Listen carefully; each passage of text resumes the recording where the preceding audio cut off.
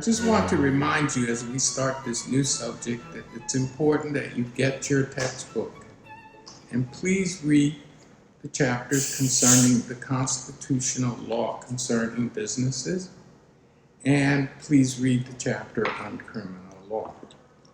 You will not be able to pass this course without a textbook.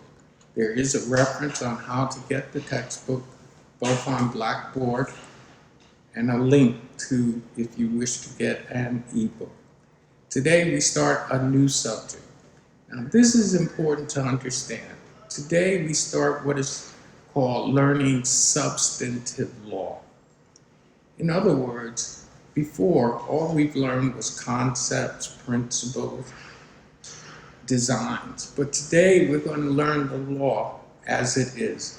We will be studying what is called the subject of torts. Torts stands for tortuous conduct.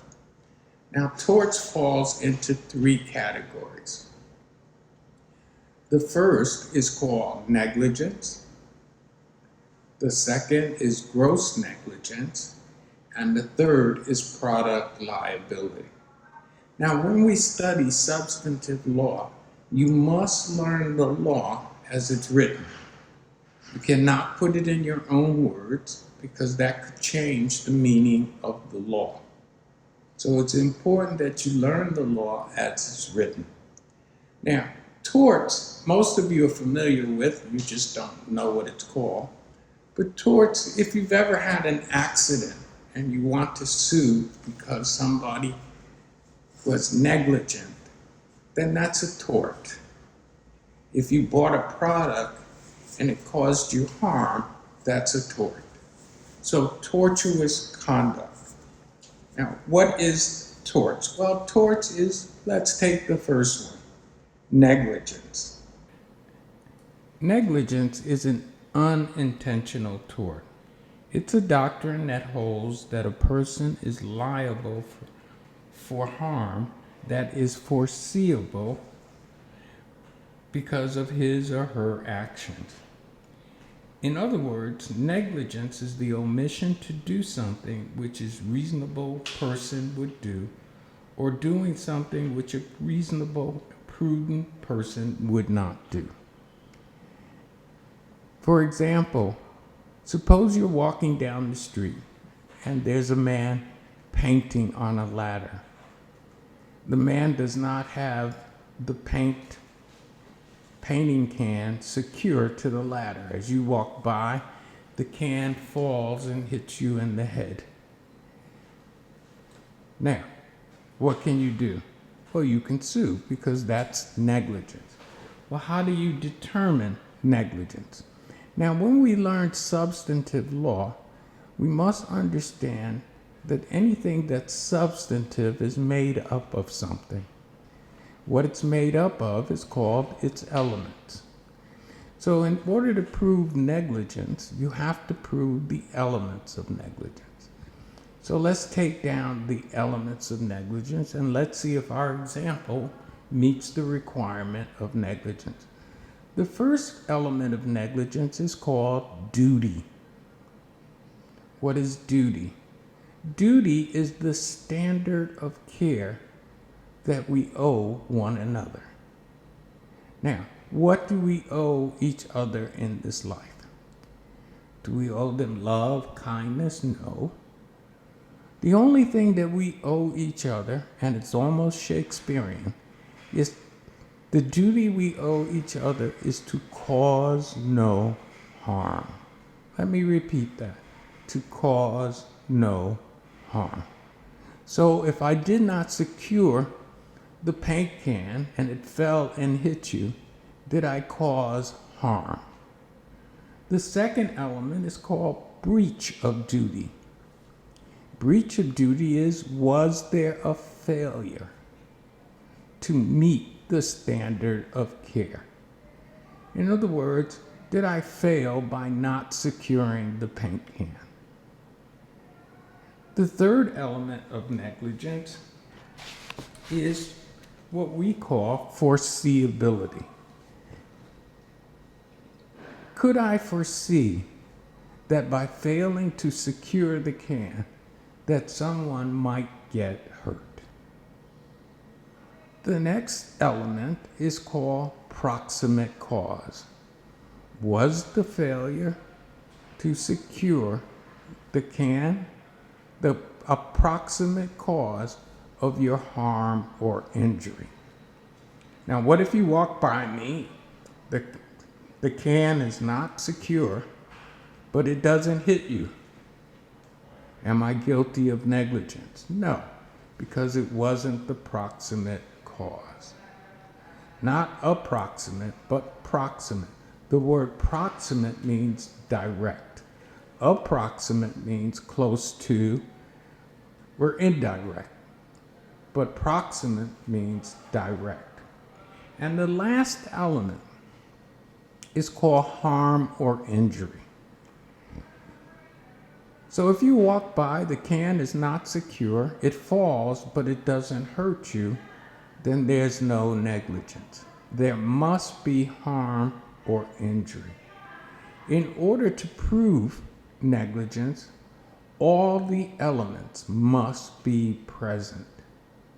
It's important to understand all those elements. If you look in your textbook and back of your textbook, you'll be seeing that there are people who make a living suing over negligence. They purposely put themselves in danger so an accident will happen. That's called fraud. When you read the chapter on criminal law, you'll know what fraud is. So we know that negligence, what negligence is.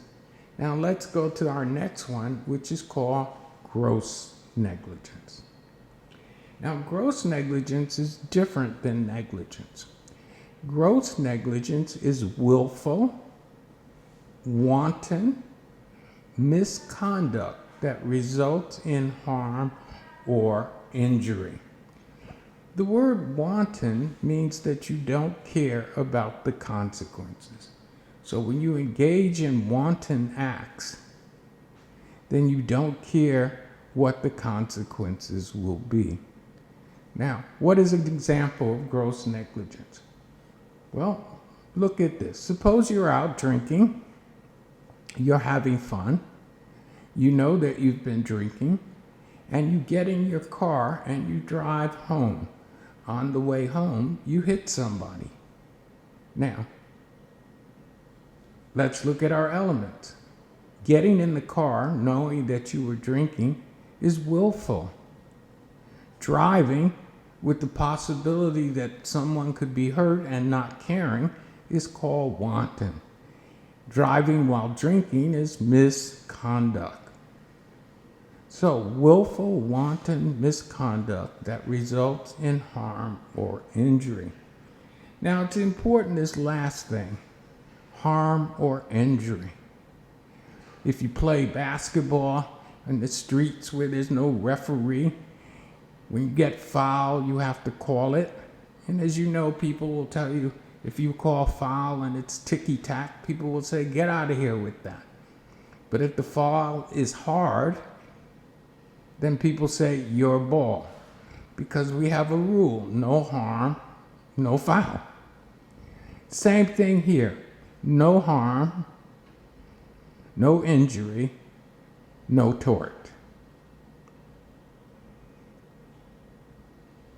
Our next thing, we've just done negligence and gross negligence. Our next thing is called intentional torts. Now, this is important to understand.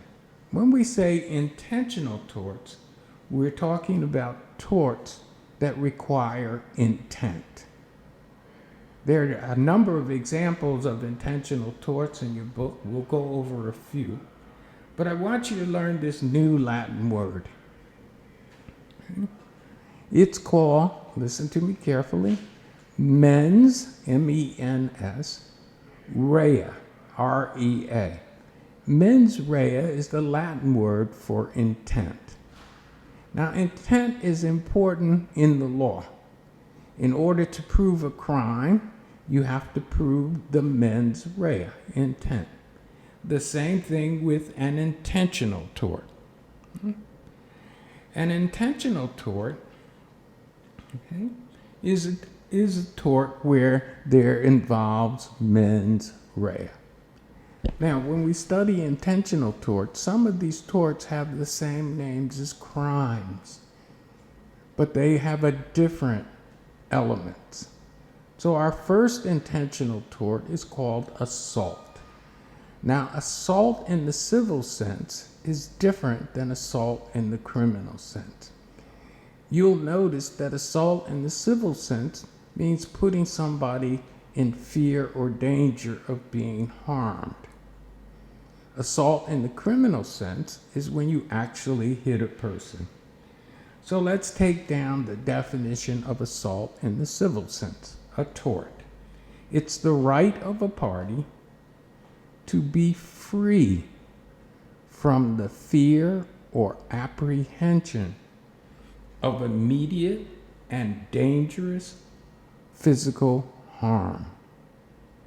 Now look what I just said. Didn't say to hit somebody, but it says to put somebody in fear or apprehension of being hit. Now to prove assault, you have to prove the elements. Let's take the first element. The first element always is intent, which we told you is called mens rea.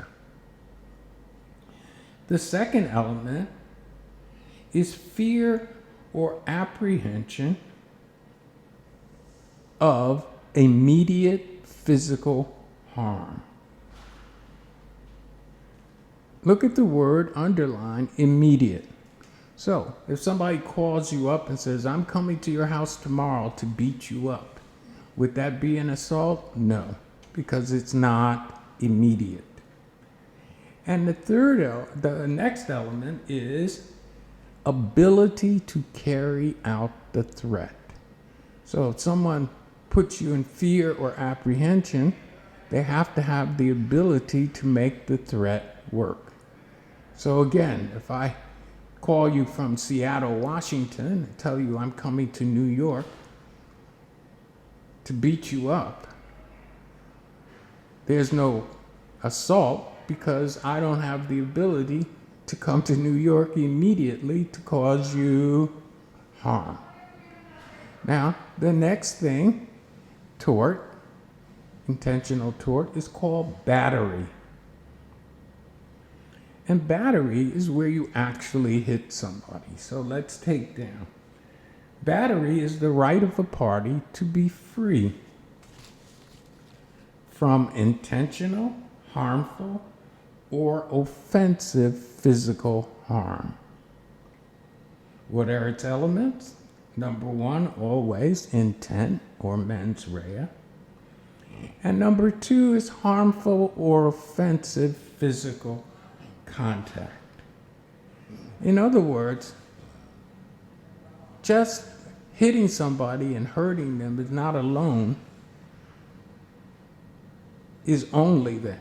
If you hit somebody or touch somebody in a harmful or offensive way, that's a battery. If you disrespect, for example, if religion requires them to wear a certain garment and you grab that garment from them, then you've committed a battery, even though you didn't punch them or anything, because taking that garment would be offensive. The next element is called absence of consent. So if you hit someone and they told you it's all right to hit them, then there's no battery. But if you do it without their permission, it's a battery. And it can either be a physical harm or offensive contact.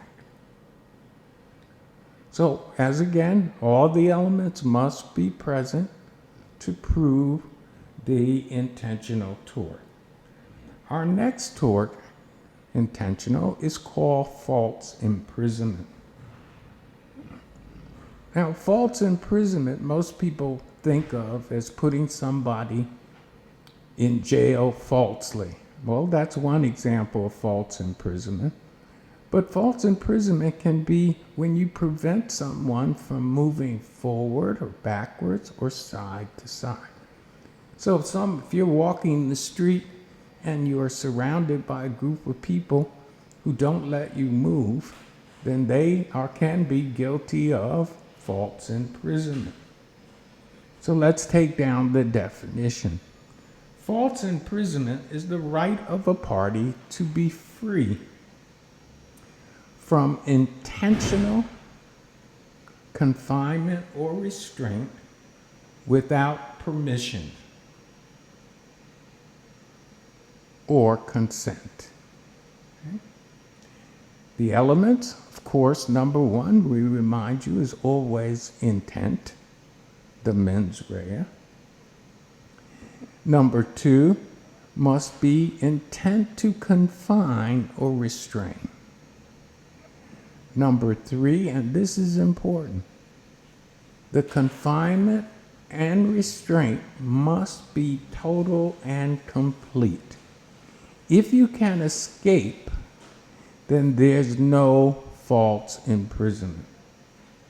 And of course, the last one is absence of consent. Now, false imprisonment, as I told you, is when you can also be outside, when you prevent somebody from moving forward or backwards or from side to side. Or you lock them in a room without their permission. Our next one is called, and those for you in business, is called disparagement. disparagement, disparagement. And disparagement is also called trade libel. In other words, when you falsely make statements about a product. As we know, what makes us buy things, especially products, is its reputation. Because many times we buy things because we've heard good things about it. When people say bad things about it, then people tend not to buy it. And that results in disparagement. A couple years ago, Procter & Gamble, a person attacked Procter & Gamble because of its symbol. The symbol, if you buy any Procter & Gamble product, you'll see it on there. This person contended that the symbol was the symbol of the devil. Many people believed it. And because of it, Procter & Gamble's products began not having good sales because its reputation was ruined. And that's why it's important for us to understand that a lot of things we do are based on what we've heard, what we trust in terms of reputation, that not only applies to products, but to people, in which we'll discuss when we talk about defamation. Now, our next intentional tort is the one lawyers love. It's called intentional emotional distress. Just look at the words and you'll see why lawyers love it. Now, what is it? It's intentional conduct calculated to cause severe emotional distress. In other words, when somebody does something and continue to do it, and they know that it causes you harm and distress, but they do it on purpose, then you can sue them for emotional distress. Now, why do lawyers love it? Because what is emotional distress? Almost anything. Suppose you don't like potatoes, and your spouse serves you potatoes every night. What is it designed to do? It's designed to upset you and cause you emotional distress. The reason lawyers love it, as I said, is because almost anything causes emotional distress. If you can't pass this class, what are you suffering? Emotional distress. You can't pay your rent, what are you suffering? Emotional distress. You walk down the street and you see something horrible or horrifying. What do you suffer? Emotional distress. Let me just give you a tip as a lawyer. If you're suing someone for a tort and your lawyer does not sue for emotional distress as part of your suit, get rid of that lawyer and get another one. Because you should always sue for emotional distress. Now, our next thing is very important. It's called defamation. Defamation deals with reputation.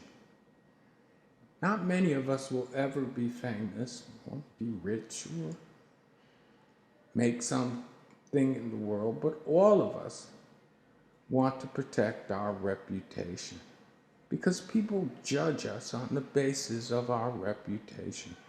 If you borrow money and you have a reputation of paying it back, then people will loan you money. If you have a reputation of not paying back, then people won't loan you the money. So a lot of times we're judged based on our reputation. So it's important to protect our reputation.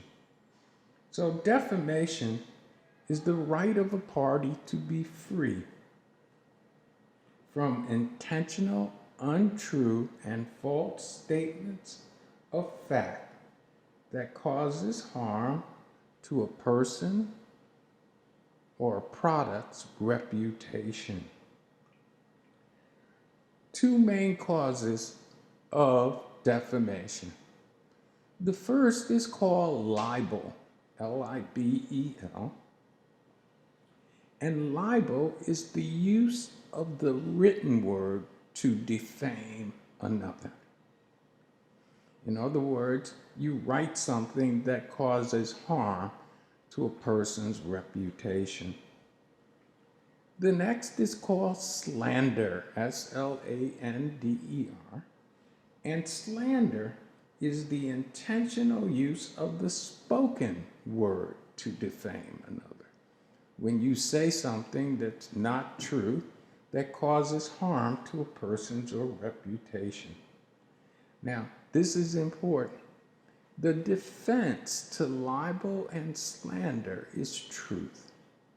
So if I say something that's true, even though it's harmful, it is not slander.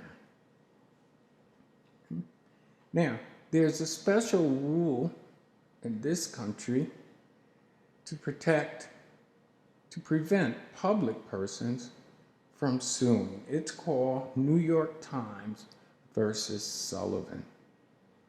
This is a very important case in American jurisprudence, and it deals with libel and slander. It requires that public persons,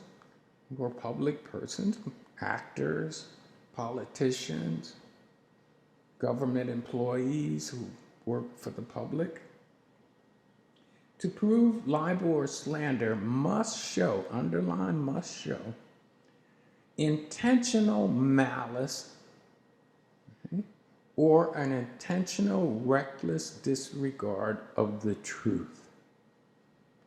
So if you're a public person, people could say things about you, even though it's not true, if they didn't say it with the intent to harm you, intentionally knowing it's not true and saying it anyway, or they know the truth and they disregard it and say something or write something that they know is not true.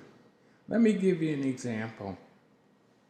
A couple years ago, the National Enquirer wrote an article in their newspaper stating that the actor Tom Cruise was gay. Tom Cruise was very upset because if the public thought he was gay, then his movie career would suffer because he always portrays an action movie star. Now, under New York Times versus Sullivan, he could not sue because he was a public person. But because the newspaper was sold in England, Tom Cruise left the United States and went to England and sued the National Enquirer. Why? Because they had no New York Times versus Sullivan. He sued them, he won the case, which he could not have brought in the US, and he won a couple $1 million, and they were forced to put on the front page of every paper they sold an article stating that Tom Cruise is not gay. Now, there are other intentional torts. Please look them up in your book. Study them, because they are important. Torts are a big part of our life. One of the things you should know about the United States and Americans, the reason we're a very stable country, where we don't have a lot of riots and things like that, is because we're the suingest people in the world. Americans love to sue. We sue over everything. You name it, we sue. In other places, people say, get my gun. In America, we say, get my lawyer. And that has created stability. Indeed, at BMCC, one time a student sued because they didn't like their grade. Another time, a student who failed every course sued and demanded to be graduated. Didn't come to the school with a gun and blow up the professors. He went to court. We love to sue in this country. You name it, we sue over it. One time somebody sued because their ice cream was too cold. You don't see this in other countries, but you see it in the United States.